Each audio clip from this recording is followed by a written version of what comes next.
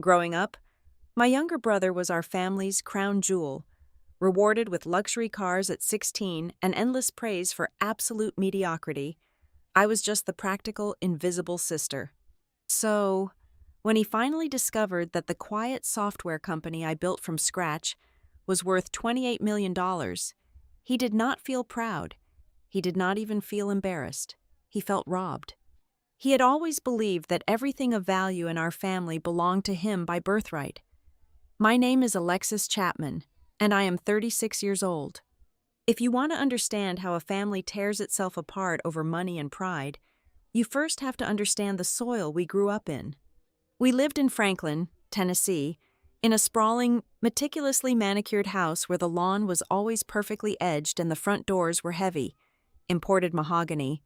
In the Chapman household, appearances were not just a priority, they were a religion. We were a polished, status-obsessed family living in a town that rewarded pedigree and punished missteps. Fairness was a concept reserved for middle school civics classes, not our dining table. At our table, reality was whatever my mother decided it was, and the central pillar of her reality was my younger brother. Preston Chapman was treated like the family's crown jewel from the moment he drew his first breath. He was the golden boy, the heir apparent to an invisible throne. While other kids were given chores and strict allowances, Preston was handed the keys to a brand new luxury sedan on his 16th birthday. When he struggled with basic algebra, my parents did not hire a tutor to make him work harder. They simply wrote a massive check to a private academy known for quietly inflating grades in exchange for generous alumni donations.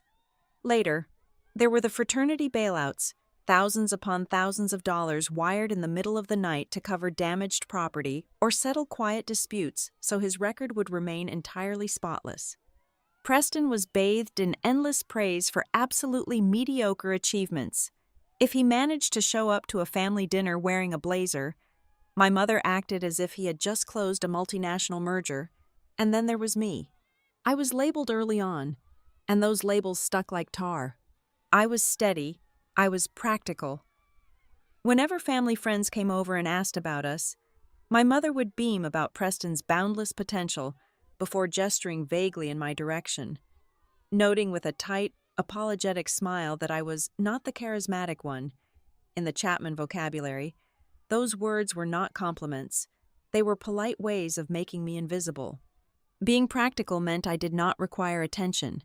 Being steady meant my needs could be comfortably ignored. While Preston was heavily financed through one failed ambition after another, a doomed app startup that lasted exactly 6 months, a boutique real estate venture that never acquired a single property, a vague consulting firm that produced nothing but expensive business cards, I was left to figure out my own survival. I worked closing shifts at a damp, poorly lit bookstore just off campus. I spent my weekends tutoring underclassmen in advanced mathematics. I navigated my way through a grueling college degree using academic scholarships and whatever cash I could scrape together by freelance coding late into the night. I never asked my parents for a dime, mostly because I knew the money would always come with a lecture about how tight things were, right before they bought Preston a new watch for his supposed networking events. My mother, Elaine Chapman, never saw the discrepancy, or if she did, she viewed it as the natural order of the universe. Preston is simply the one built for big things. Alexis, she would tell me, adjusting her diamond tennis bracelet as if that explained the fundamental inequality of our household. He needs the runway to take off. You are so good at just plodding along. You do not need the same kind of support. My father, Martin Chapman, was no better. He was a man who had traded his spine for a quiet evening in his leather recliner. Whenever I tried to point out the glaring double standards, he would sigh, rub the bridge of his nose, and look away. "Please, Alexis, let us not do this right now," he would say. "I just want a peaceful house." "Let your mother handle it." He hid behind a wall of exhausted silence and had the nerve to call it peacekeeping. But true peace requires justice, and there was no justice in our house. There was only appeasement. So, I stopped asking for fairness. I stopped expecting it. Instead, I channeled every ounce of my frustration, every slight, and every overlooked achievement into my work. I studied systems engineering and compliance design, learning how to build structures that were airtight, logical, and immune to human manipulation. When I graduated, I did not throw a party or beg for seed money. I sat in a cramped one-bedroom apartment and quietly built a business-to-business software company called Northline Assurance Systems. Preston's ventures were always about the pitch. He loved glossy brochures, rented office spaces with exposed brick, and throwing around terms like synergy and paradigm shift while producing absolutely zero revenue. My work at Northline was the exact opposite. We dealt in the invisible architecture of security. When a regional hospital network needed to ensure patient data remained locked down across 50 different servers during a power grid failure, they called us. When a logistics firm needed to automate compliance checks for thousands of shipping routes, my code was the safety net. It was silent, critical work. I loved it because in systems engineering, the truth is absolute. The code either runs or it fails. There is no mother standing by to explain away the errors. There is no father quietly lowering the standards so the program passes. I worked 14 hours a day, 7 days a week, slowly accumulating contracts, hiring brilliant engineers, and building a fortress of a company. And through it all, I kept my success entirely private from my family. I never mentioned the massive hospital contracts. I never brought up the expanding payroll. I did this because I learned a long time ago that every family conversation involving me eventually turned into a comparison to Preston, a comparison I could never win honestly. If I said I landed a new client, my mother would immediately pivot to Preston's incredible lunch meeting with a very important developer. It was exhausting, and I refused to let them taint what I was building. My only real confidant during those grueling years was Naomi Reed. Naomi and I met in college, bonding over our shared disdain for performative wealth. She went on to become a razor-sharp corporate attorney, the kind of lawyer who reads the fine print just to find the exact spot to insert the knife. Naomi had a long memory and absolutely zero patience for manipulative family politics. She was the one who helped me incorporate Northline, the one who reviewed my earliest vendor contracts, and the one who constantly reminded me that I did not owe my family a front-row seat to my life. They do not want to see you succeed. Lexi, Naomi told me once over a pair of cheap coffees, back before either of us had any real money, they want you to stay exactly where they put you. It is the only way the math in their heads works. She was right. As the years passed, Northline grew from a struggling startup into a quiet behemoth. We secured a massive valuation, and my personal net worth skyrocketed. I was completely financially independent, running a company that commanded immense respect in its sector. I had achieved everything I ever set out to do. I no longer wanted my family's approval. I did not need my mother to tell me I was smart, or my father to tell me he was proud. I had outgrown their narrow little world entirely. But despite all the logic, despite all the therapy, despite everything Naomi told me and everything I knew to be true, I still had one glaring weak spot. It was a tiny, stubborn, irrational hope buried deep in my chest. A hope that one day, when the undeniable truth of what I had built was finally laid bare, they would have no choice but to drop the script.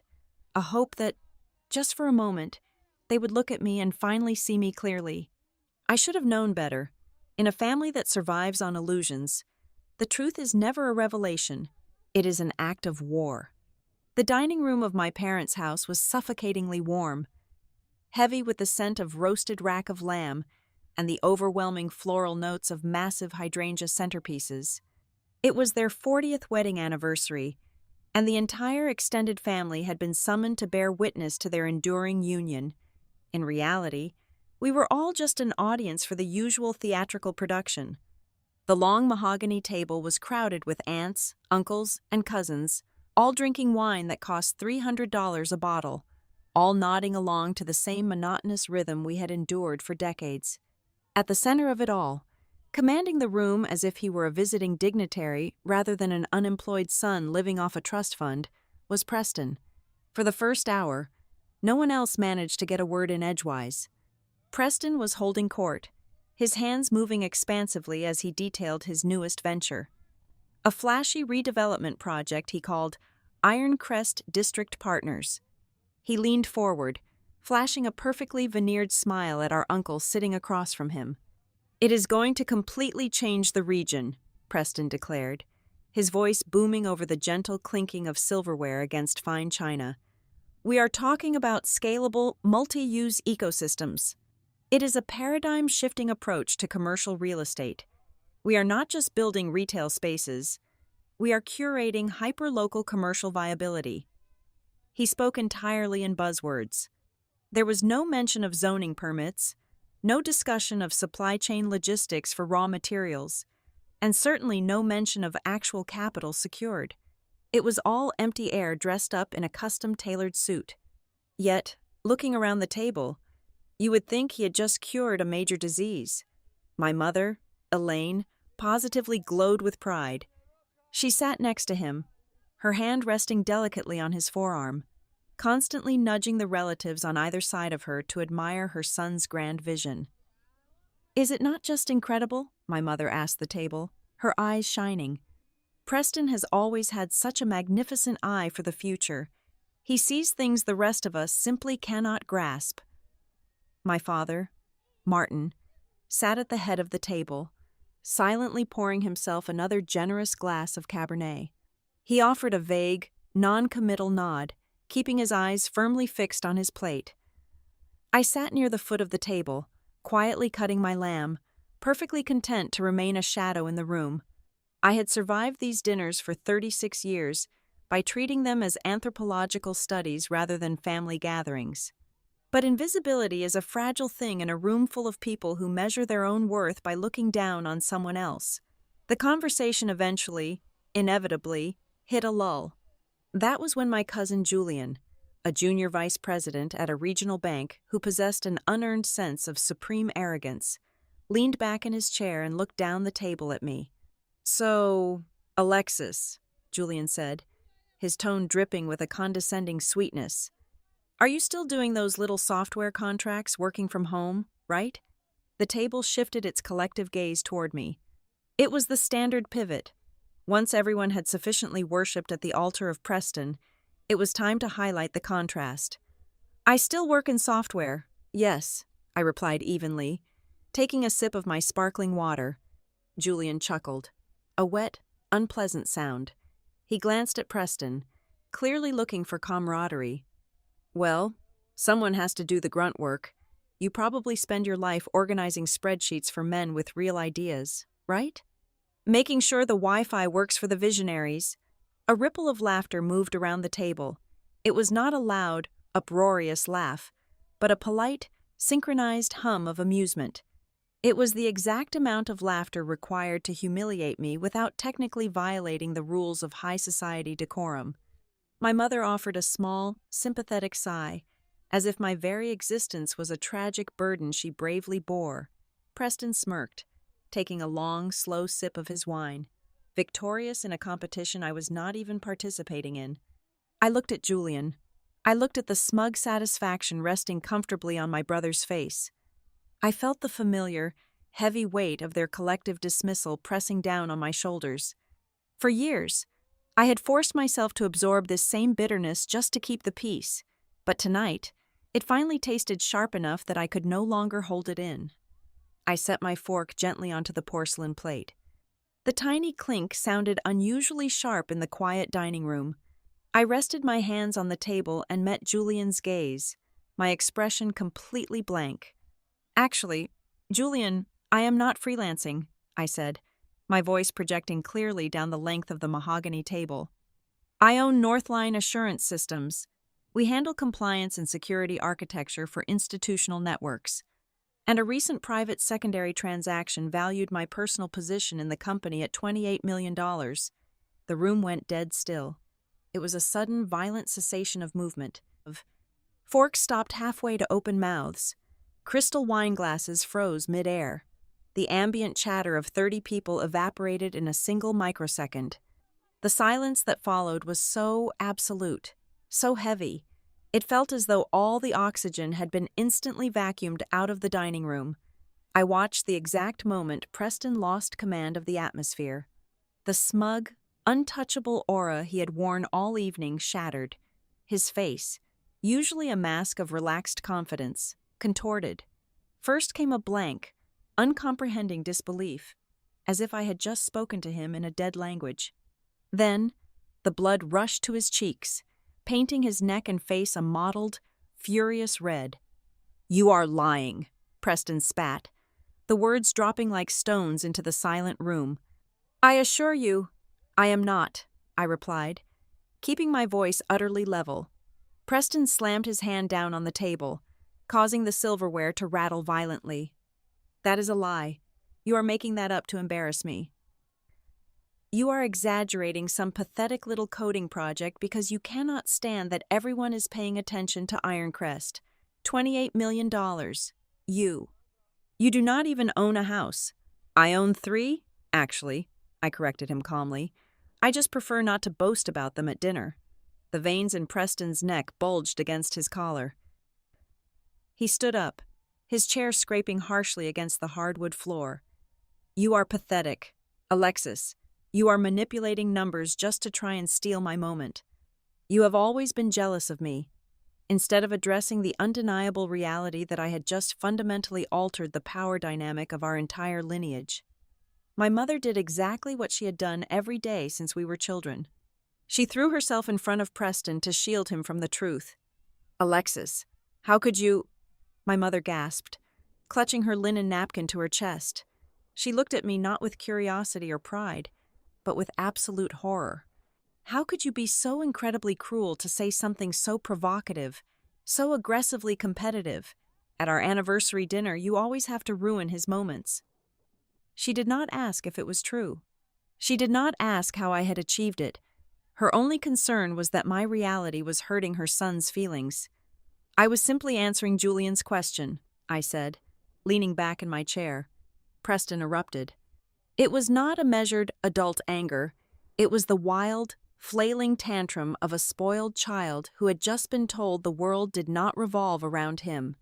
He screamed that I was a fraud, that my money was fake, that I was a bitter, lonely woman trying to tear down his legacy. He grabbed his wineglass and hurled it onto the table.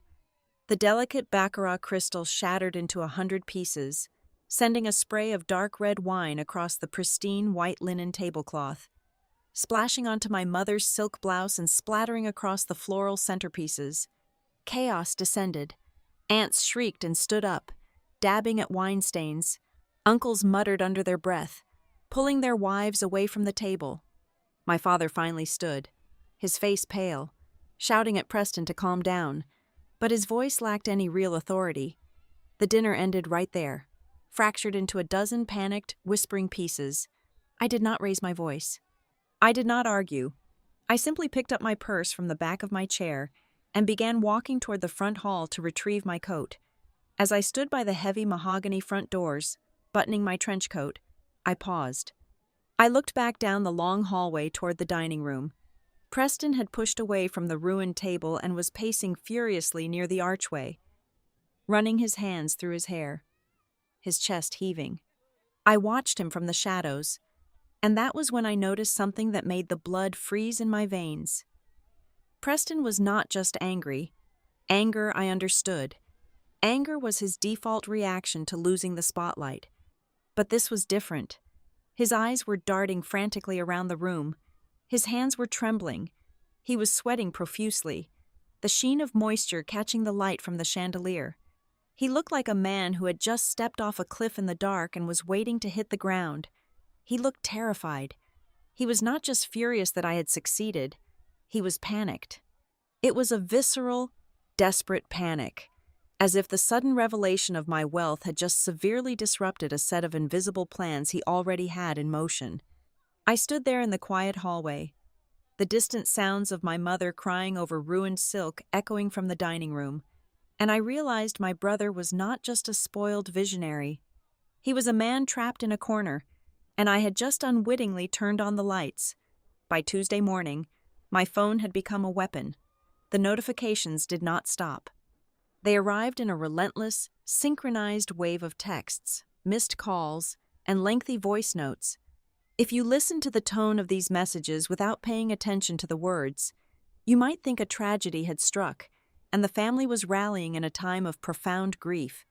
But the grief was entirely manufactured, and the concern was nothing more than a thinly veiled hunting expedition aimed squarely at my bank accounts. Preston was the very first to pivot. The red-faced, screaming man who had shattered a crystal glass in the dining room vanished, replaced overnight by the earnest, misunderstood visionary. He left me a 4-minute voice note on Wednesday afternoon. He did not apologize for his behavior or for accusing me of lying. Instead, he reframed his entire tantrum as passion. "Lexi," he said, his voice thick with practiced, heavy emotion. "I know things got incredibly heated the other night, but you have to understand, Ironcrest is at a critical moment. I am just so deeply invested in this. We are on the verge of something massive. With your backing, this does not just have to be my project, it can be a multi-generational Chapman legacy. We could build an empire together." He spoke the word together as if it were a generous peace offering, completely ignoring the fact that he had never once asked for my input or partnership before he knew the exact size of my net worth. My mother, Elaine, took a different, far more insidious route. She did not do apologies. She specialized in emotional extortion. Her emails arrived late at night, perfectly punctuated and dripping with aristocratic guilt. She told me that healthy families pool their strength during pivotal moments. She reminded me of how much she and my father had supposedly sacrificed to give me a stable home, conveniently omitting the fact that I had paid for my own college education. "To refuse your brother now," she wrote in one particularly venomous message sent at 2 a.m, "when he is standing on the precipice of greatness, would simply prove what I have feared for a long time. It would prove you have always resented him. Families support each other. Alexis, they do not hoard their blessings while their own flesh and blood tries to build something beautiful." It was a brilliant, suffocating trap. If I funded him, I bought his love and validated her worldview. If I refused, I was the bitter, jealous sister she had always painted me to be. My father, predictably, chose the path of least resistance. Martin called me from his car, the dull roar of the highway serving as a pathetic buffer for his cowardice. His tone was soft, almost pleading, the voice of a man who just wanted the noise to stop. "Alexis, sweetheart," he murmured. "Just hear him out. You do not have to sign any checks today. Just sit down and look at the numbers. Give him an hour of your time. Do it for me, please. For the sake of keeping this from becoming a permanent fracture in our family." He framed my hesitation as the hammer that would break us apart, completely ignoring the reality that Preston had been swinging that exact hammer at me for over 3 decades. Then came the extended relatives, the cousins who had laughed at me, the aunts who had always found an excuse to ignore my birthdays. Suddenly, I was the main character in the family group chats. I did not reply, but I read every single notification that flashed across my screen. They painted me as cold, arrogant, and drunk on new money. Julian, the cousin who had started the whole mess at the dinner table, posted a passive-aggressive update in the main chat about how sad it was when people forgot where they came from just because they got lucky in the tech industry. According to the collective family narrative, I was suddenly too important for the people who had raised me. The psychological pressure was a coordinated strike designed to make me feel isolated, to break my resolve through sheer, overwhelming exhaustion. On Friday, a private courier arrived at my office in Raleigh with a thick, leather-bound portfolio. It was the pitch deck for Ironcrest District Partners. I took it into my office, locked the heavy oak door, and spent 3 solid hours dissecting it. It was shockingly polished. The graphics were flawless, the market analysis was dense with demographic data, and the language was filled with high-level civic impact projections. It promised absurdly inflated returns, projecting a 35% yield year over year, but it was formatted perfectly, and that was the immediate problem. Preston did not know how to build a complex financial model. He did not know the difference between gross revenue and net operating income. This deck was suspiciously professional, leaps and bounds beyond anything he had ever produced in his entire life. Someone else had built this document, someone who knew exactly how to speak the language of institutional money. As I sifted through the heavy cardstock pages, my phone buzzed again, another message from my mother. Preston is telling the zoning board about our new partnership tomorrow morning. I froze. I read the text again. Our new partnership. I went back through the voicemails and texts from the previous 48 hours. I listened to my father. I listened to my aunts. I read the casual remarks from my cousins. I realized something chilling that made the hair on my arms stand up. They were no longer asking if I would join the project. They were speaking as though my involvement was already a settled expectation, not a hypothetical scenario. They were talking about my capital as if it were already sitting in an escrow account with Preston's name on it. I picked up my phone and called Naomi immediately. She was in a cab heading to a deposition, the sounds of city traffic blaring in the background, but she listened to my summary with the cold, calculating silence of a predator assessing a wounded animal. When I finished explaining the shift in their language, she let out a sharp, cynical sigh. "Lexi, listen to me very carefully," Naomi said, her voice cutting cleanly through the static. "Desperate people do not use the future tense unless they absolutely have to. When someone starts speaking like a deal is already done before a single contract is signed, it means they have already promised something they do not actually own." Her words hung heavily in the air between us. "He has already spent your money in his head," she continued, her tone dropping into something far more serious. "Or worse, he has already leveraged your name to someone else, and now he is scrambling to make reality match the lie before he gets caught." I hung up the phone and stared out the large window of my office. The skyline was a grid of glass and steel, entirely logical, entirely predictable. I thought about my mother's guilt trips, my father's weak pleas, and Preston's sudden, desperate obsession with a family legacy. Naomi was right. This was not a business pitch. This was a cover-up. I decided right then and there that I was done arguing with my family. I would not reply to the toxic group chats. I would not return my father's pleading calls. I would not debate the inflated numbers in Preston's shiny portfolio. Arguing meant I was still playing their game, still treating them as rational actors. Instead, I went completely quiet. Silence is terrifying to people who rely on noise to manipulate you.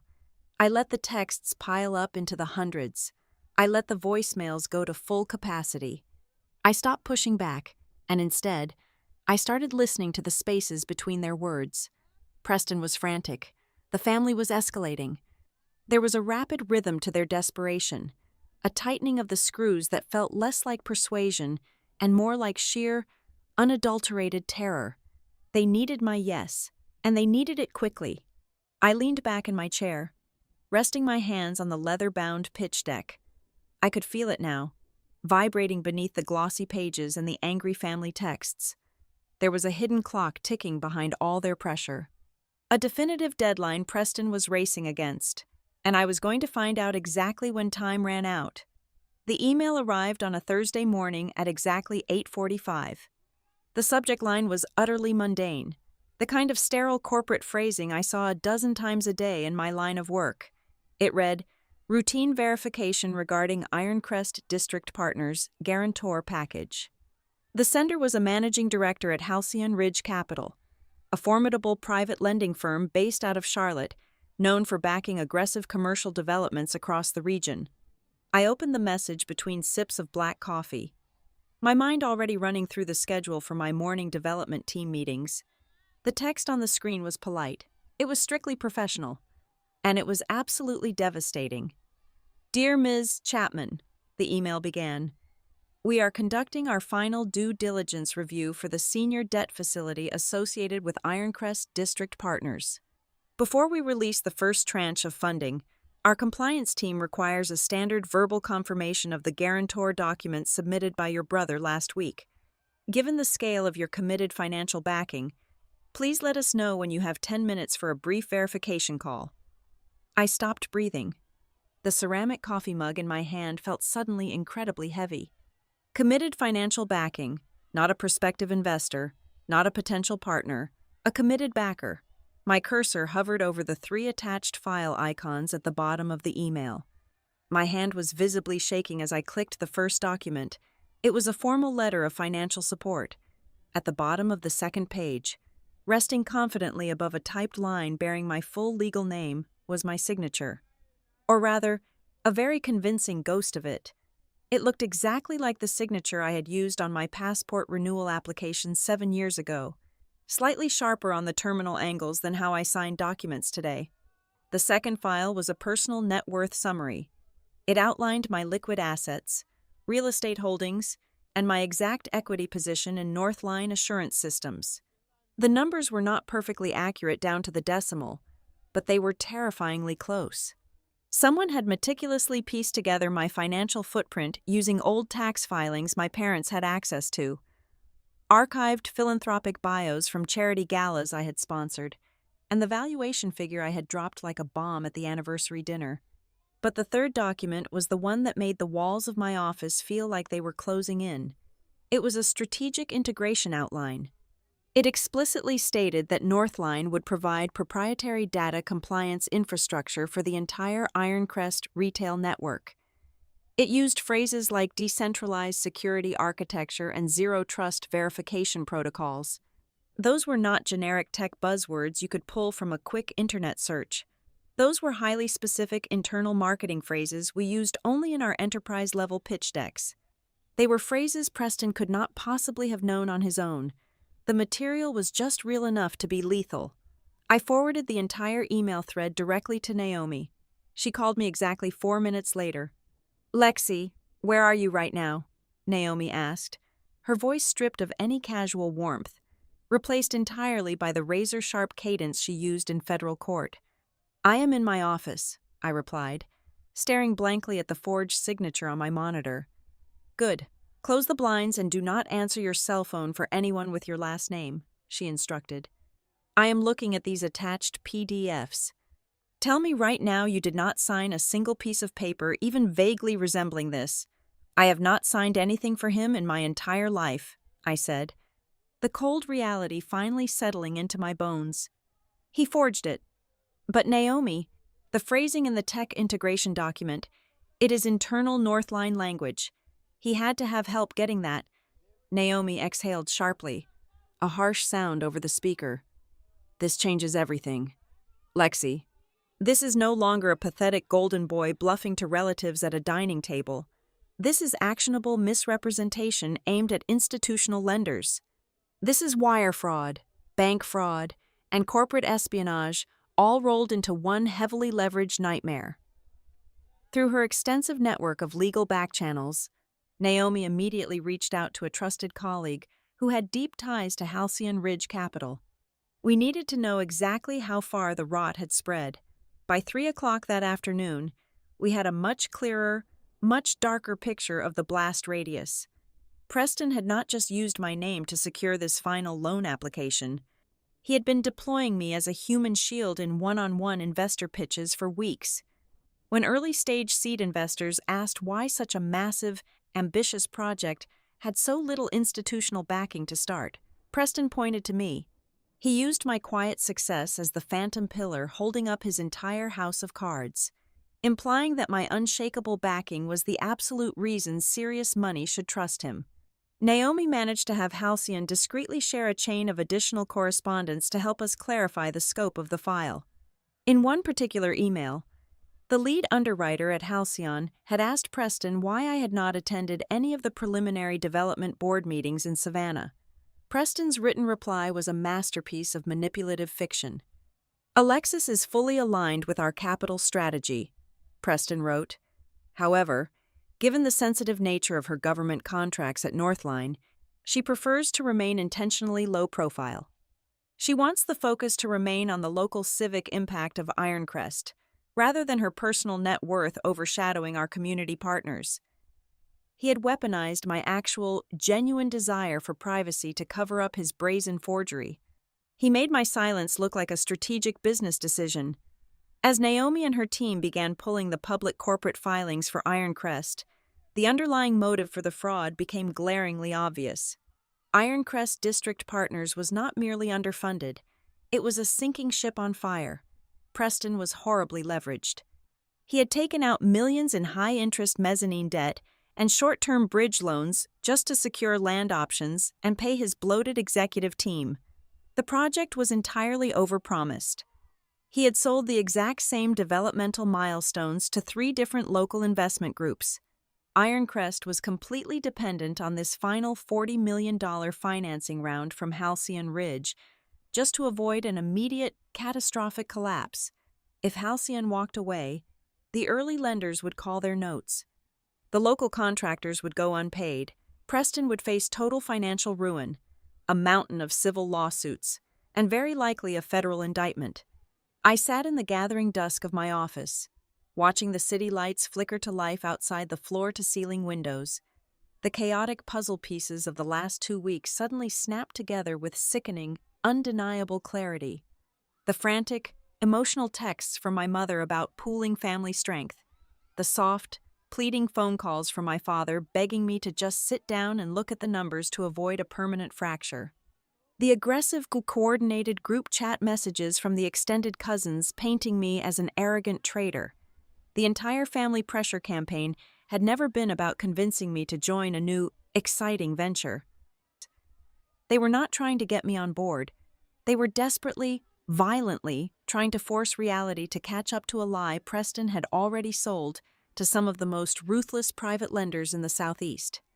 The hidden clock I had sensed ticking behind all their emotional extortion was Halcyon Ridge's final compliance deadline. Preston needed me to buckle under the family guilt and verbally agree to back him just long enough for the wire transfers to clear. They thought if they pressed hard enough, if they used enough shame and isolation, I would simply give in and agree to support him, unwittingly validating his forged documents in the process. They did not just want my money. They needed me to become an accessory to a federal crime just to save his fragile ego from the consequences of his own profound arrogance. Naomi did not just send a strongly worded legal notice. That tactic was reserved for minor corporate disputes and reasonable people. Instead, she brought in Elias Vance, a forensic accountant who carried the weary, relentless energy of a homicide detective rather than a man who spent his life analyzing spreadsheets. We commandeered the private executive conference room at Northline, locked the doors, and turned it into a war room. Over the course of 72 hours, Elias meticulously traced exactly how my brother had constructed the illusion. It was a patchwork monster built entirely from stolen credibility. Elias demonstrated how Preston had recycled the exact language from public biographies I had submitted for regional charity galas 5 years ago, weaving my philanthropic profile seamlessly into the Ironcrest prospectus.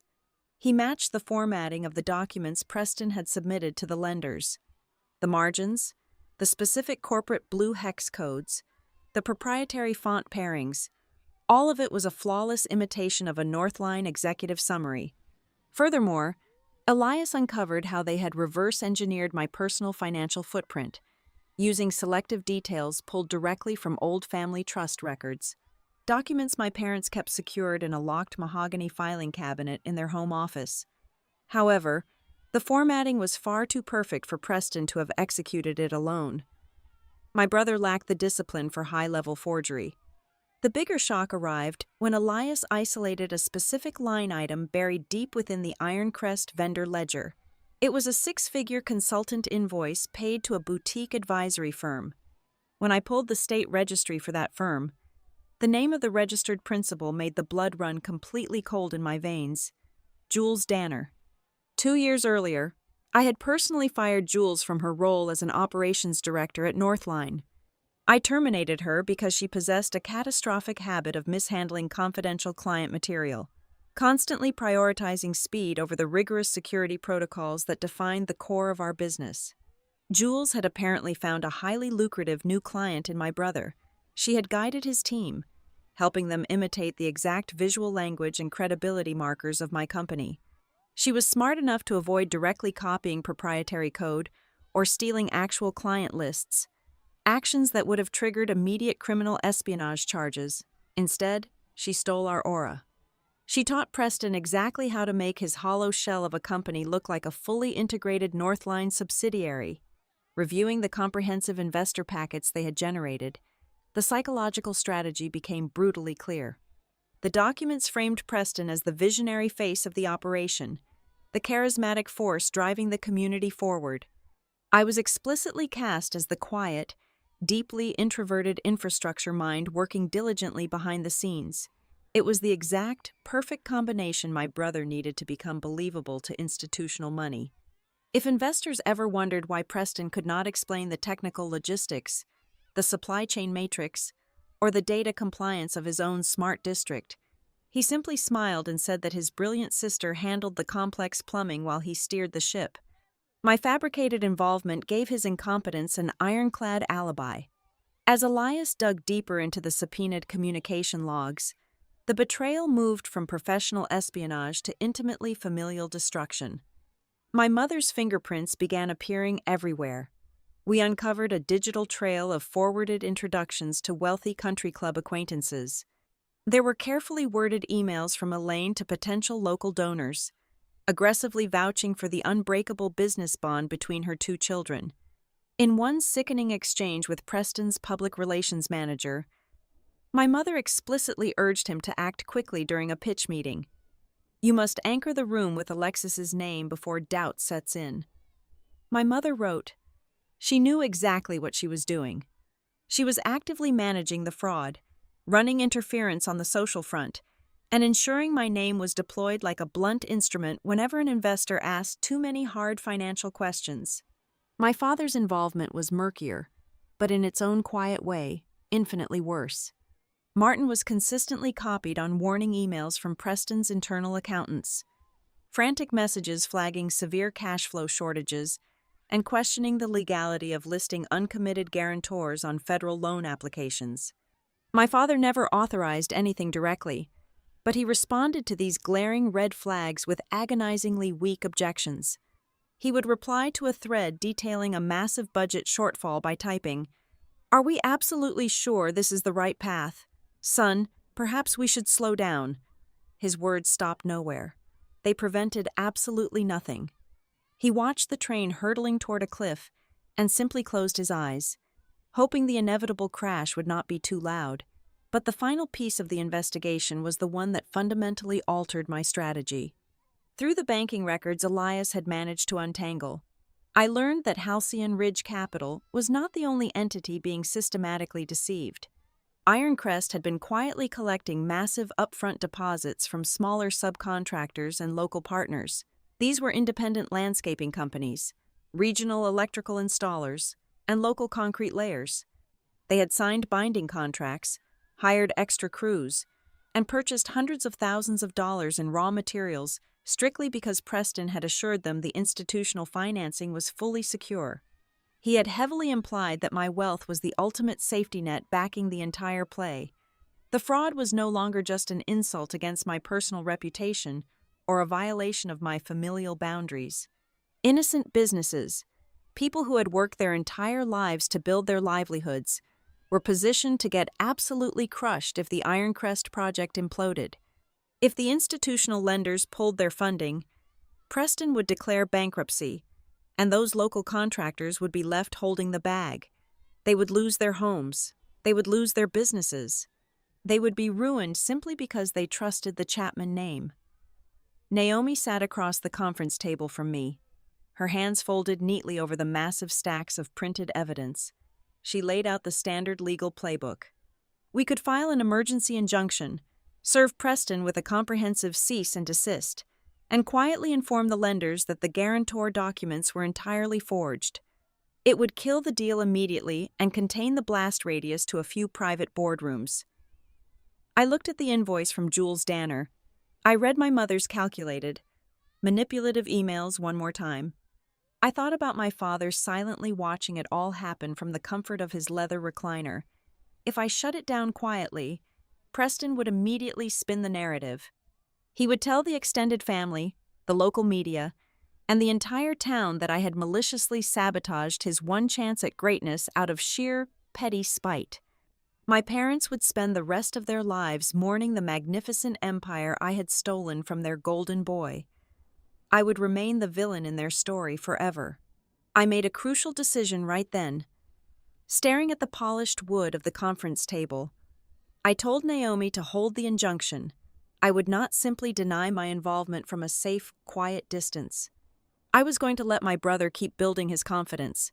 I would let him stack his lies, let him gather his investors, and let him secure his local power brokers. I would let the structure get high enough so that when it finally collapsed under the crushing weight of the truth, the destruction would be absolute, public, and utterly undeniable. I picked up my phone on a Tuesday afternoon and dialed my brother. When he answered, breathless and overly eager, I kept my voice entirely flat, devoid of any emotional inflection. I told him I would come to Savannah. I told him I was willing to hear the final pitch in person at his lavish investor weekend. Preston took the bait so quickly I could almost hear the hook catching in his throat. He immediately interpreted my calm tone as complete surrender, a sign that the relentless psychological siege had finally broken my defenses. He spent 3 uninterrupted minutes rambling enthusiastically about luxury suites, private networking dinners, and VIP itineraries, entirely convinced he had won. Within an hour of that phone call, my mother sent a smug, 2-sentence text message. It read, "I knew you would eventually see reason. Family always finds its way back to the center." Elaine treated my capitulation as absolute proof that her maternal pressure campaigns were still flawless instruments of control. She genuinely believed she had managed me back into my designated place. I did not pack an evening gown for a celebration. I packed for an execution. Naomi spent the next 48 hours helping me prepare with absolute, clinical precision.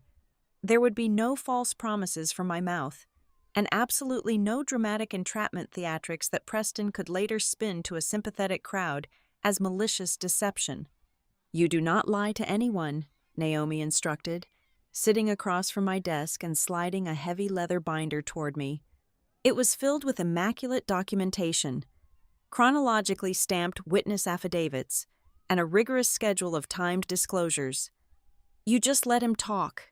You let the room draw its own conclusions based on his fabrications.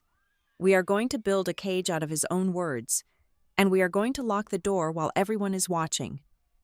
The investor weekend was held at a sprawling, deeply historic resort in Savannah, draped in heavy Spanish moss and surrounded by ancient oak trees. It was exactly the kind of place designed to make new money feel old and insecure money feel safe. When I walked into the main reception hall on Friday evening, the air was thick with the scent of expensive bourbon, imported cigars, and desperate ambition. Preston was entirely in his element, holding court near a massive stone fireplace, flanked by private lenders, local civic figures, and the regional contractors he had already bled dry to fund his illusion. The moment Preston saw me enter the room, he practically sprinted across the polished hardwood floor, grabbing my elbow with a firm proprietary grip and steering me toward a cluster of high-net-worth individuals. "Everyone," Preston announced, his voice booming over the gentle melodies of the string quartet playing in the corner. "I want to introduce my sister, Alexis. She is the founder of Northline Assurance Systems, and she is someone who has always believed in the long game." It was a masterclass in calculated implication. He did not explicitly state that I was writing a massive check that evening, but the phrasing was a heavy, loaded weapon designed to project total unity. Several attendees immediately smiled, their shoulders dropping visibly as they assumed I was already legally tied to the Ironcrest venture. I did not correct him right away. I did exactly what Naomi told me to do. I observed. I stood near the edge of the conversational circles and watched the managing director from a regional bank relax his posture and order a more expensive drink from the passing waiter. I watched a commercial concrete supplier brag loudly to a colleague about the massive cubic yardage contract he had just signed, casually referencing my company as his ultimate guarantee of payment. I watched a local zoning commissioner lean in and ask me how Northline planned to integrate the municipal power grid with the new commercial sector. To every inquiry, I simply offered a polite, non-committal smile, letting them expose exactly how deeply they had already relied on a financial backer who did not actually exist. Standing just outside my brother's immediate orbit was Tessa Vaughn, his fiancée and self-appointed image architect. Tessa was usually a master of optics, possessing a flawless, carefully curated smile meant to project effortless wealth and serene confidence. But tonight, observing her from a distance, I noticed tiny hairline fractures in her expression every time Preston improvised a financial detail or casually inflated a projected return by 20%. Tessa's jaw tightened. She kept glancing at me, her eyes darting away the exact second I caught her staring. She was trying desperately to keep the narrative clean for the donors, but the sheer volume of Preston's lies was clearly beginning to terrify her. She knew the foundational math did not work, and she was watching the man she intended to marry build a bridge out of thin air. The defining moment of the evening, however, did not happen in the crowded reception hall amid the clinking glasses and loud laughter. It happened in the quiet, dimly lit corridor leading to the private dining rooms.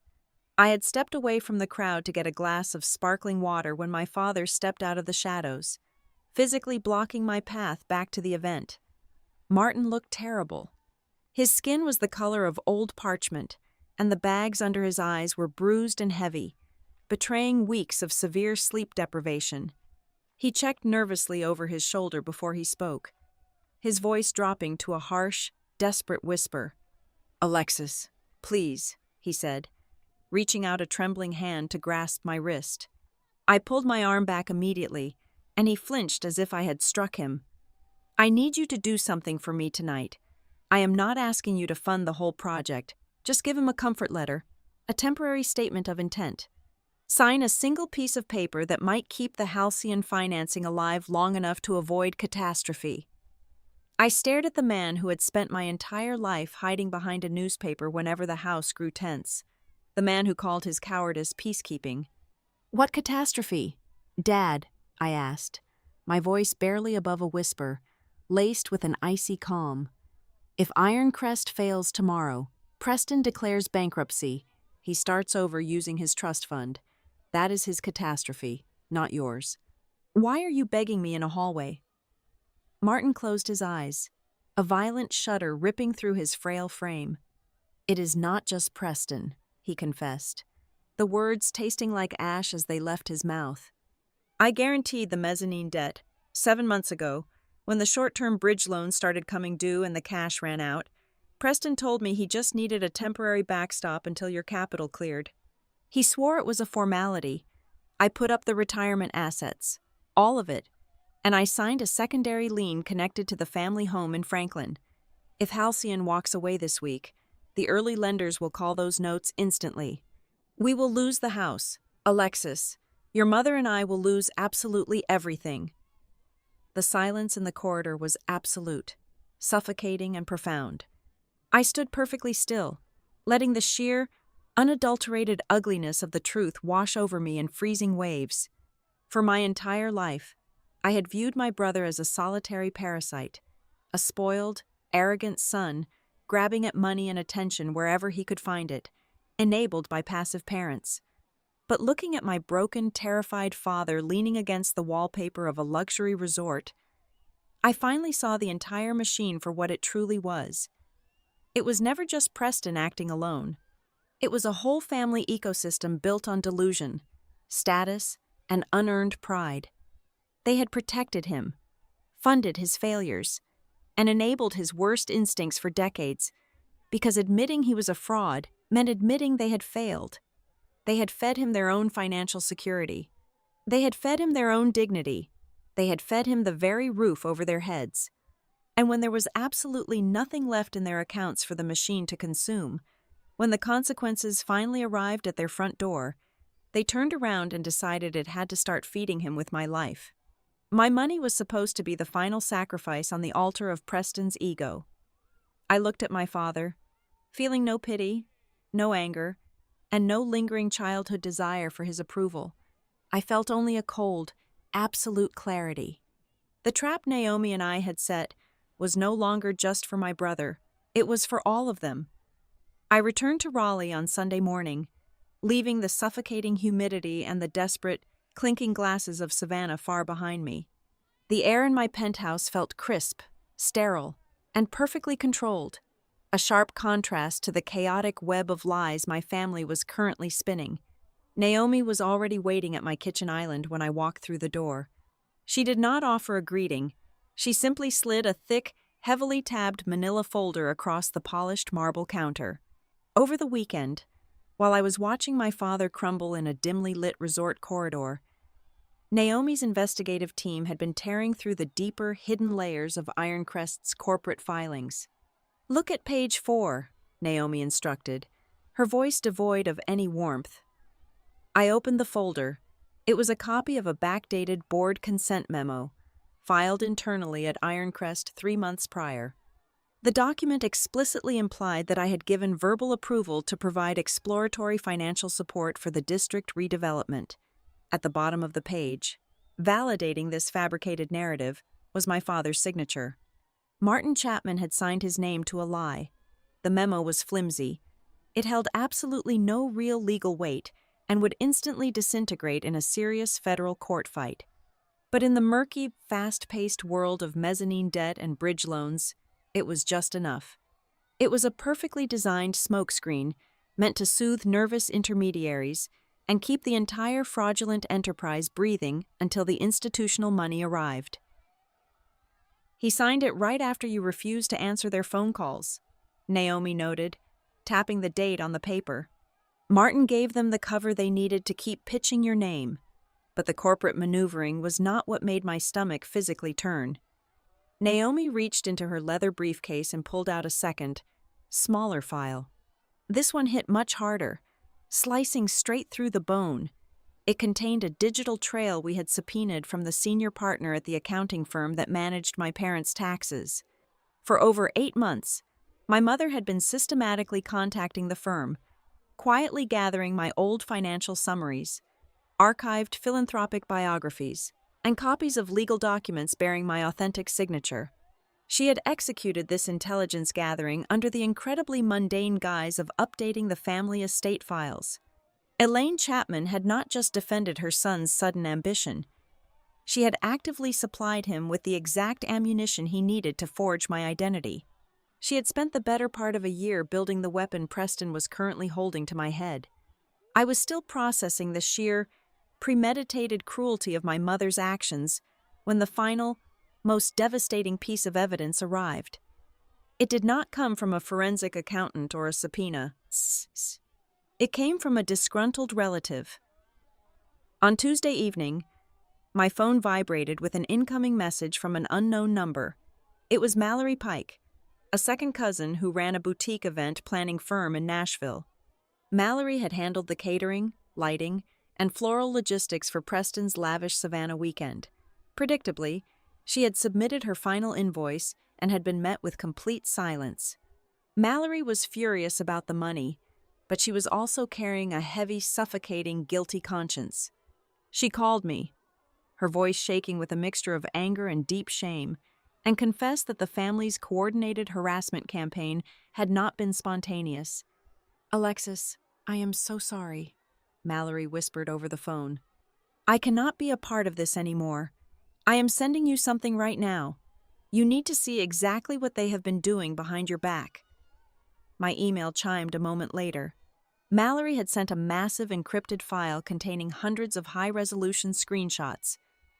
I opened the file on my monitor and found myself staring at a private, invitation-only family group chat. The chat was titled simply The Chapman Trust, but its sole, dedicated purpose was managing me. Reading through those chronological messages was like dissecting a live, venomous snake. The chat was an absolute masterclass in psychological coercion. Orchestrated entirely by my mother, Elaine was the commanding general, dispensing daily orders to aunts, uncles, and cousins with chilling precision. "Do not push her on the money today," Elaine instructed in one message dated 2 days after the anniversary dinner. "Just flatter her. Tell her how proud we are of her little software company. Soften the ground first," another message, sent a week later when I stopped responding to their calls, was far darker. "She is shutting down," Elaine wrote. "It is time to invoke Martin's health. Remind her about his blood pressure. Tell her the stress of this project is killing him, and if she refuses to help her brother, She is actively choosing to hurt her father. Make her feel responsible. She commanded my relatives exactly when to apply pressure, when to offer fake sympathy, and when to aggressively accuse me of betraying the sacred family name. It was a perfectly calibrated machine designed to grind my boundaries into dust. But Preston's own messages were the ones that finally extinguished any lingering trace of familial obligation I held in my heart. He did not speak about me as a sister, or even as a human being. In his mind, I was nothing more than an algorithmic problem to be cornered and solved. I scrolled down and stared at a specific text he had sent to the group at 3 a.m. "Stop panicking," Preston had typed, addressing a nervous aunt who worried the plan was backfiring. "Just keep isolating her. Do not let anyone else in the family take her side. She folds when she feels alone. She always has."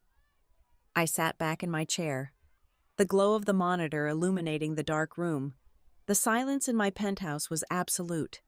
I read that single sentence over and over again. She folds when she feels alone. In that quiet, isolated moment, the ultimate realization washed over me. The deepest betrayal was not that they wanted to steal $28 million from me. It was not the staggering corporate fraud, or the backdated memos, or the forged guarantor signatures. The most profound, unforgivable insult was that they truly believed they still understood the exact mechanics of how to break me. They thought I was still that invisible, desperate 20-something girl who tutored math on the weekends and waited in the shadows for a single word of genuine praise. They believed that if they squeezed hard enough, if they weaponized my love and my isolation, I would eventually trade my own sanity, my wealth, and my reputation just to buy my way back into their good graces. They had studied my childhood trauma and decided to use it as collateral for a real estate loan. Naomi called me an hour later, having reviewed the screenshots Mallory forwarded to her secure server. She was practically vibrating with aggressive legal energy. "This is the kill shot, Lexi," Naomi declared, her voice sharp and commanding over the speakerphone. "We have the fraudulent memo. We have proof of Elaine's premeditated theft of your financial records. And we have the group chat proving a coordinated conspiracy to commit extortion. I strongly advise immediate injunctions. We send the full evidentiary packets and lender alerts to Halcyon Ridge right now. We freeze the accounts. We kill the financing, and we let the federal authorities sweep up the pieces." It was the smart play. It was the safe, logical, corporate response to a massive liability threat. I looked out the floor-to-ceiling windows of my apartment, watching the headlights of the cars moving in perfect, orderly lines on the highway far below. I thought about my father begging in the hallway. I thought about my mother stealing my tax returns. I thought about Preston boasting to a room full of people that I was his silent backbone. "No," I said, my voice dangerously calm. "Hold the injunctions. Naomi." "Lexi, what are you talking about?" Naomi demanded, genuinely shocked. "If we wait, he might actually secure the signature on the final draw." "I am holding for one more step," I replied smoothly. I can sense the rhythm of his panic. The final, grandest public lie has not yet been told. I knew my brother. He could never simply close a deal in a quiet room with a wire transfer. He needed a coronation. He needed the spotlight. He was currently organizing a massive final investor gala in our hometown, an event designed to secure the final zoning approvals and bridge extensions. He intended to use that night to publicly lock me into the project, forcing me to either smile and nod or cause a scene in front of the most powerful people in the state. I decided right then that the reckoning could not happen through a sterile legal notice sent to a private bank in Charlotte. That was too easy. That allowed them to play the victims in the shadows. The execution had to take place in the exact environment where Preston most desperately wanted his validation. It had to happen not in a private office, but in the bright, obscenely expensive room where he fully expected a standing ovation. I was going to let him step up to the microphone, and then I was going to burn his entire world down in front of everyone he had ever tried to impress. The intelligence from Mallory did not stop with the group chat. Once she made the decision to break ranks, she turned the faucet on completely. On Wednesday morning, a secure digital folder arrived in my inbox containing the entire logistical blueprint for Ironcrest's upcoming redevelopment board presentation and investor gala, scheduled to take place right in our hometown of Franklin. I scrolled through caterer invoices, lighting manifests, and most importantly, the highly guarded seating arrangements. Preston had designed the room like a psychological snare. I was placed at the absolute center, at the head table, flanked by the mayor of Franklin and the lead underwriter from Halcyon Ridge. Mallory also leaked the internal schedule and a draft of his keynote address. My brother intended to unveil me to the press, the politicians, and the lenders as the strategic backbone of the entire district. It was a brilliant, sociopathic gamble. He knew he was out of money and out of time. He needed a bridge extension from Halcyon just to keep the lights on, and he believed that by trapping me in a ballroom surrounded by cameras and civic leaders, my ingrained fear of public family humiliation would force me to smile, nod, and silently validate his fraud. But my brother was not the only one in his camp beginning to feel the walls closing in. Tessa Vaughn, the woman who had spent the last 2 years carefully curating Preston's image as a visionary developer, was quietly starting to fracture. She did not call me. She was far too deeply embedded in the Chapman social ecosystem to risk open rebellion. Instead, she began sending small, frantic signals. On Thursday afternoon, an anonymous email account sent Naomi a single, uncaptioned spreadsheet. It was an internal operating budget for Ironcrest, but the occupancy forecasts had been highlighted in red, alongside a handwritten digital note that simply read, "The math on page 4 is entirely fabricated." Tessa was sounding the alarm without showing her face. She was increasingly terrified of the legal exposure, realizing that she was legally binding herself to a man whose entire financial foundation was built on wet sand. She stopped short of actively helping me tear him down, but she was making sure I knew exactly where the structural weaknesses were located. Naomi did not need any more encouragement.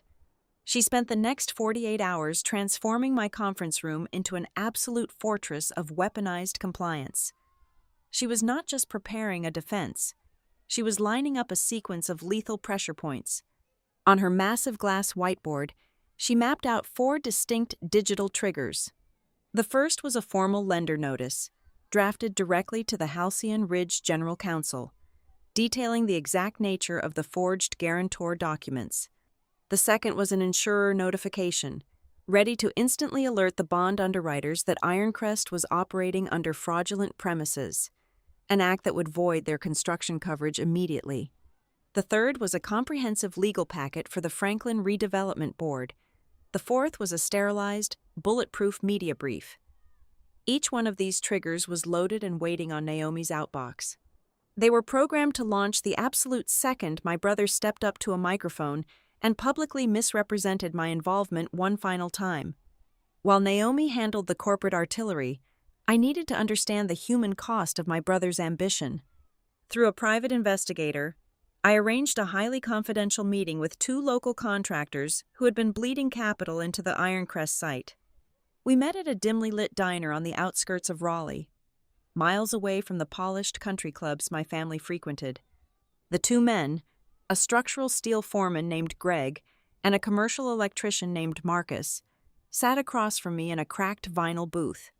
They had hands calloused from decades of hard labor and eyes heavy with the kind of exhaustion that only comes from staring at negative bank balances. I ordered black coffee and slid a manila envelope across the table. It contained a non-disclosure agreement, which they signed without hesitation.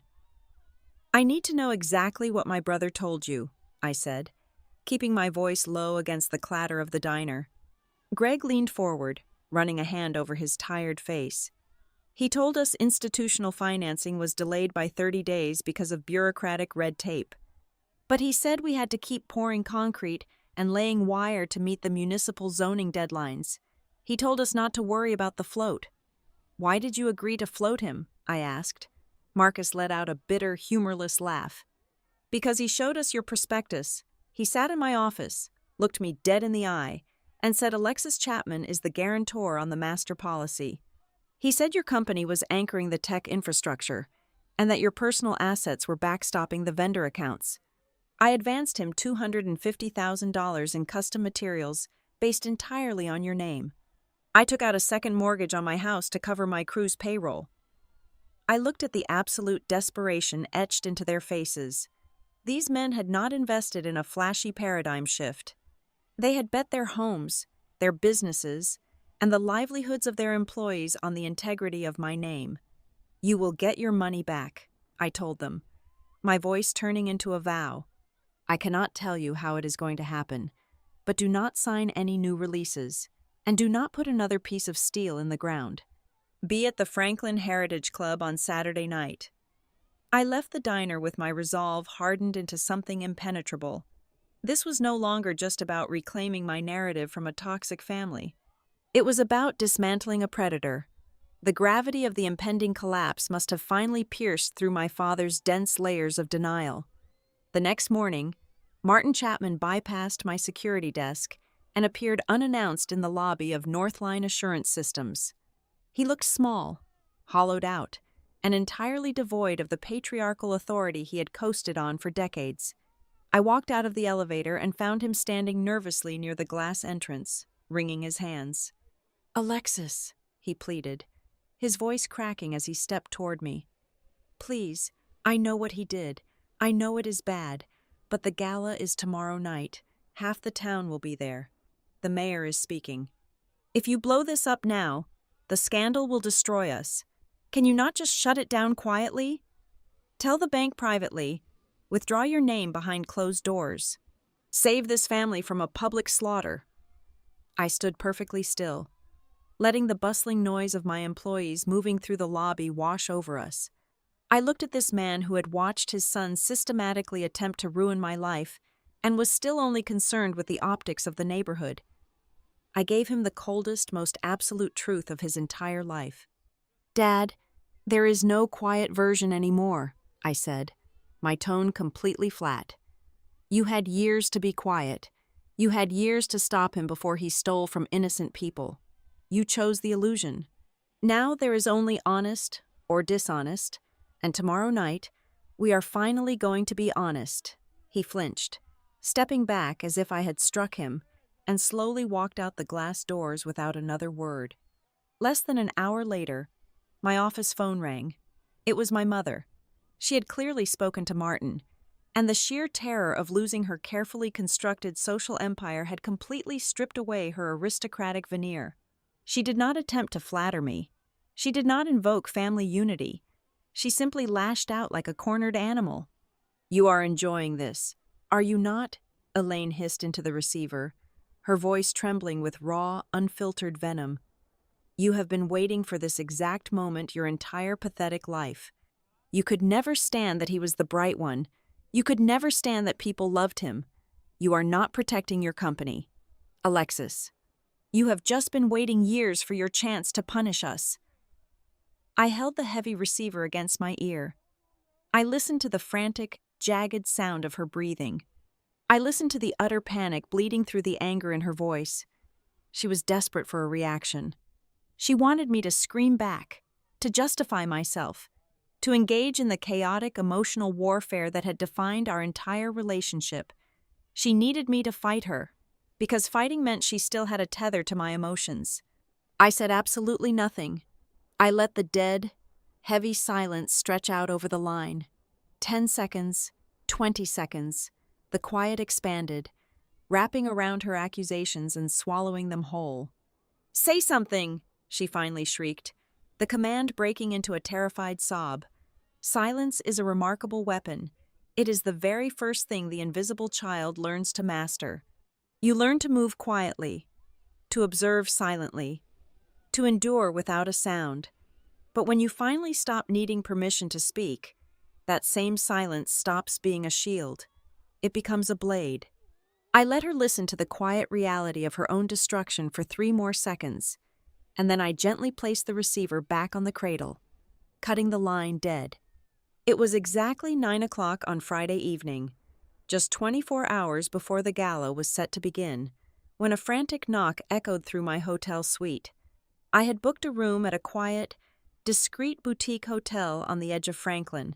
explicitly avoiding my parents' expansive guest wing. When I unlatched the heavy wooden door, Tessa Vaughn practically collapsed into the entryway. The polished, meticulously styled image architect I had observed all week was completely gone. Her designer trench coat was wrinkled, her mascara was visibly smudged beneath her eyes, and her hands were trembling violently. Clutched tightly against her chest were two items: a black smartphone with a cracked screen protector and a sleek silver portable hard drive. I locked the door behind her and guided her toward the velvet sofa in the center of the room. She did not ask for a glass of water. She did not bother with pleasantries. She just dropped the phone and the drive onto the glass coffee table as if they were actively burning her hands. "I copied everything from his home office," Tessa whispered, her voice a ragged, hollow rasp. "He left his backup phone unlocked in the kitchen while he went to a site meeting. Alexis, I am so completely terrified. He lied to me. He lied to me about absolutely everything." Tessa spent the next 20 minutes unraveling a nightmare. She had spent the last 2 days secretly auditing the accounts she had access to as his future wife. What she found was catastrophic. Preston had not just been overstating his projections to banks. He had been actively hiding massive vendor losses. He was taking the enormous, 6-figure deposits meant for the construction of the commercial district and quietly shifting them through shell accounts to cover his own massive, unrelated personal debts. He was robbing the future to pay for his past. And worst of all, he had lied to Tessa about the solvency of their own future, draining the private trust account set aside for their marriage to keep the Ironcrest facade standing for 1 more month. Naomi, who had booked the suite immediately adjacent to mine, walked through the adjoining door. She took one look at Tessa, looked at the drive on the table, and immediately opened her encrypted laptop. When we plugged the silver drive in and began opening the master folders, the sheer scale of the sociopathy laid bare was breathtaking. There were duplicate budgets for the entire redevelopment project. The internal reality showed a bleak, bleeding spreadsheet projecting massive negative cash flow and imminent default within 30 days. The external fantasy, explicitly labeled for lender distribution, featured manipulated occupancy forecasts boasting 90% retail lease commitments before the foundations were even poured. But the financial rot was only the beginning. Naomi opened a subfolder labeled Gala Strategy, and we found the draft talking points my brother had prepared for his keynote address. It was a step-by-step script specifically designed to use my personal reputation, my wealth, and my pristine corporate record as an impenetrable credibility shield. Then, Naomi unlocked the backup phone and pulled up his secure email application. It was there, illuminated by the harsh blue light of the screen, that the final, brutal truth of the snare was revealed. I read a thread between Preston and his lead public relations consultant regarding the seating arrangements for the evening. The consultant asked what would happen if I refused to smile for the cameras, or if I tried to distance myself from the project during the cocktail hour. Preston's written reply was a monument to his arrogance. "Do not worry about her," my brother had typed. "Once my sister is introduced publicly, she will not dare contradict family in front of the whole town. She does not have the stomach for a public scandal. We lock her in on stage, the press takes the photos, and the banks will have no choice but to accept the optics. She folds under an audience." Naomi scrolled further down, opening a separate chain involving my mother. Elaine Chapman was not just passively hoping the gala would force my hand. She was actively coaching him on the emotional optics of the ambush. It was a flawlessly choreographed stage play. "If she looks stiff when you announce her name," Elaine instructed in a message sent just 2 days prior, "Tessa needs to hug her immediately, play the overwhelmed, loving sister-in-law. Make sure the local photographer catches it. If Alexis tries to pull you aside privately to argue, Martin will intercept her in the hallway. We must control her physical movement.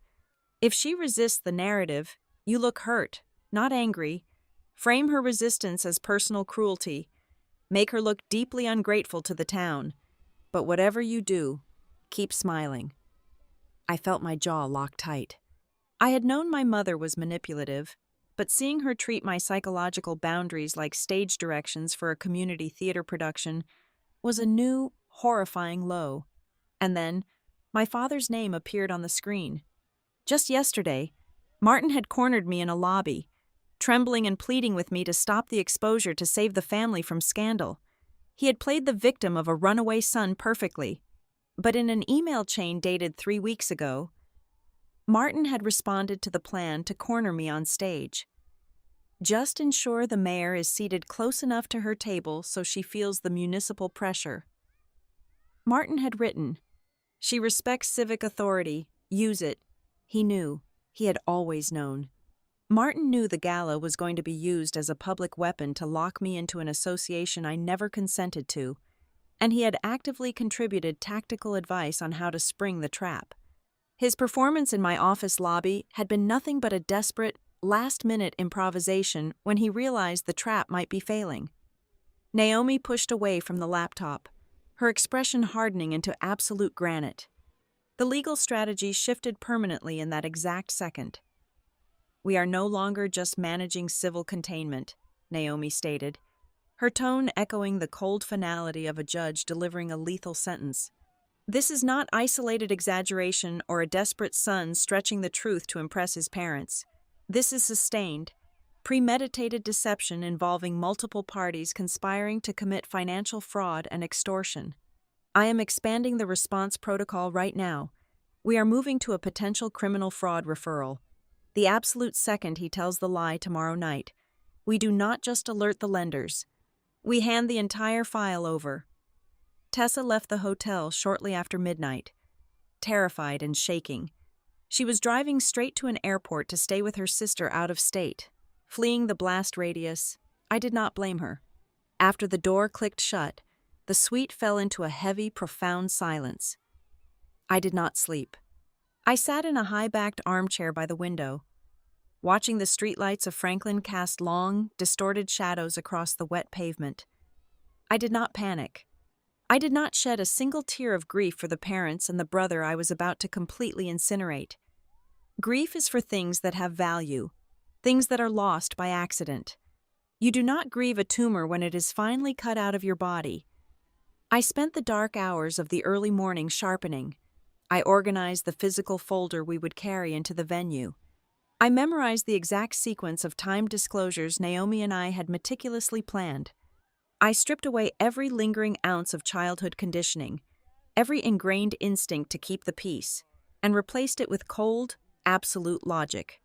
By the time the sun breached the horizon, painting the Tennessee sky in bruised shades of purple and gray, a profound calm had settled over me. It was a stillness so complete, so completely devoid of hesitation, that when Naomi walked into the room at 7 a.m. carrying 2 cups of black coffee, she stopped dead in her tracks. She looked at my face, and for the first time in our 10-year friendship, she actually looked frightened of me. "Are you ready?" Naomi asked quietly. "I have never been more ready for anything in my entire life," I replied, standing up and smoothing the lapels of my suit. That evening, I walked up the marble steps of the Franklin Heritage Club. The venue was bathed in warm, golden light. Valets rushed to park imported luxury cars, and the absolute elite of the region were walking through the double doors, laughing and drinking expensive champagne, completely unaware they were buying tickets to a slaughter. I knew exactly what was running through my brother's mind right then. Preston believed he had finally cornered his invisible, practical sister. He believed the weight of the town, the pressure of our parents, and the glare of the cameras would force me to submit. He believed he was finally about to win in the brightest, most public room imaginable. And as I stepped into the grand ballroom, feeling the heavy, expectant gaze of my family lock onto me, I offered a small, terrifying smile. Because his absolute certainty that I would remain silent was exactly why he was about to lose everything. The grand ballroom of the Franklin Heritage Club felt less like a fundraising gala and more like a royal coronation. Waiters in crisp white jackets circulated with silver trays of champagne, while a string quartet played softly in the corner. I sat at the head table, the designated guest of honor, flanked by the mayor of Franklin and the lead underwriter from Halcyon Ridge Capital. The entire room was a gathering of regional power brokers, local politicians, and hopeful contractors, all assembled to witness my brother's biggest moment. Preston looked flawless. He wore a custom-tailored tuxedo, working the room with a polished, magnetic charm that perfectly disguised the sheer panic I knew was boiling underneath. My mother, Elaine, was absolutely radiant in a sapphire evening gown, greeting guests as if she were the matriarch of a newly established dynasty. Only my father, Martin, betrayed the reality of the situation. He sat at the end of the table, hollow-eyed and trembling, staring into his untouched glass of water as if waiting for the floor to cave in. He knew the fuse was already lit. At exactly 8 o'clock, the lights dimmed, and Preston strode up to the main stage. The applause was deafening. He gripped the edges of the podium, flashing a brilliant smile, and launched into a meticulously rehearsed speech. He thanked his early supporters, painted a vivid dream of urban renewal, and spoke endlessly about the importance of a lasting family legacy. He promised thousands of jobs, massive civic growth, and a commercial district that would redefine the entire region. Then, with a dramatic pause and a theatrical sweep of his hand, he turned his gaze toward my table. None of this would be possible without a foundation of absolute trust and unshakable backing, Preston announced, his voice echoing through the silent ballroom. I want to introduce the quiet financial force behind Ironcrest District Partners. She is my sister, the founder of Northline Assurance Systems, and the strategic backbone of this entire venture. Please welcome Alexis Chapman. The room erupted into polite, expectant applause. My mother beamed, shooting me a look that was equal parts triumph and a strict command to obey. The mayor smiled and clapped politely. I stood up slowly. I did not smile. I smoothed the front of my tailored suit, walked up the steps to the stage, and accepted the microphone from my brother's extended hand. Preston leaned in close, his whisper barely audible over the clapping. "Just smile and say thank you," he hissed. I turned to face the crowd. The applause died down, replaced by a heavy, expectant silence. I looked at the hundreds of wealthy investors, the desperate local contractors, and the banking executives who held the fate of my family in their hands. "I am here to correct a fraud, not endorse a project," I said. My voice was calm, clear, and projected perfectly into every corner of the massive room. The silence that followed was absolute. It was a moment Alexis knew would mark the end of deception and the beginning of justice. In the back of the room, Naomi pressed a single button on her laptop. At that exact second, the massive digital presentation screens flanking the stage flickered and changed. The glossy architectural renderings of Ironcrest vanished. In their place, a high-definition image of the forged guarantor letter appeared, my fabricated signature glowing brightly for the entire room to see. Simultaneously, the cell phones of every lender counsel, board attorney, insurer, and local reporter in the room vibrated in unison. Naomi's evidence packets had just hit their inboxes. The screens shifted again, displaying the backdated board consent memo bearing my father's signature. Then, they displayed the manipulated occupancy forecasts, side by side with the bleeding, bankrupt reality of the internal ledgers. Finally, the screens broadcasted the damning email excerpts where Preston boasted about using my reputation as a shield, and Elaine coached him on how to emotionally corner me. The room exploded. Marcus, the commercial electrician I had met at the diner, stood up from his table in the back and began shouting, demanding to know where the $250,000 he advanced had gone. Board members leaped out of their chairs, yelling over each other, demanding immediate explanations. The lead underwriter from Halcyon Ridge, seated right next to where I had just been sitting, stood up and pointed a trembling finger at Preston. "The financing review is suspended effective immediately," he shouted over the chaos. "We are pulling the term sheet," Preston, entirely cornered and stripped of his illusion, shattered. He did not apologize. He did not try to explain. He threw his hands in the air and launched into a violent, humiliated tirade right there on the stage. "You ruined my life," Preston screamed at me, his face twisted in pure, unadulterated fury, spit flying from his lips. "You could not just let me have this. You had to destroy everything I built because you are a jealous, bitter woman." His outburst only confirmed the one truth he still could not accept. He had ruined his own life the very moment he decided to build an empire on theft and forgery. Elaine rushed toward the stage, her sapphire gown catching on the stairs. She grabbed a secondary microphone, her voice shrill and panicked, attempting to turn the room emotionally. "Please, everyone, this is just a terrible family misunderstanding," Elaine cried out, tears streaming down her carefully made-up face. "My daughter is just confused. We can sort this out privately." "It is not a misunderstanding. Elaine," a voice rang out from the back of the room. Mallory Pike pushed her way through a crowd of panicked caterers. She held up her phone, waving the screenshots of the family group chat. "I planned this entire event, and you never paid me. You planned to trap her here. I sent her all your messages." Before Elaine could respond to the betrayal of her own niece, Naomi stepped up to the audio-visual booth. The main screen shifted one last time, playing a pre-recorded video Tessa Vaughn had filmed in my hotel room the night before she fled the state. Tessa's exhausted, tear-stained face filled the room, her voice shaking as she openly corroborated the hidden vendor losses and the stolen deposits. She stripped away the absolute last illusion that Preston was anything more than a criminal. That was when Martin finally broke. He did not step forward with heroism or sudden paternal strength. He stood up from his chair, leaning heavily on the table, and let out a broken, guttural sob. "It is true," Martin confessed, his voice carrying over the shouting crowd, frail and completely defeated. "All of it is true. I signed the memo. I knew he did not have the money. I just thought it was easier to protect his image than to face what my own son had become. I am so sorry." The climax landed with total, irreversible public collapse. The project was entirely frozen. The contractors were dialing their lawyers. The reporters in the back row were already drafting their headlines. Preston's reputation imploded into dust, his future now consisting of federal indictments and total bankruptcy. I handed the microphone back to my brother, who was staring blankly at the screaming crowd, completely paralyzed by the destruction of his ego.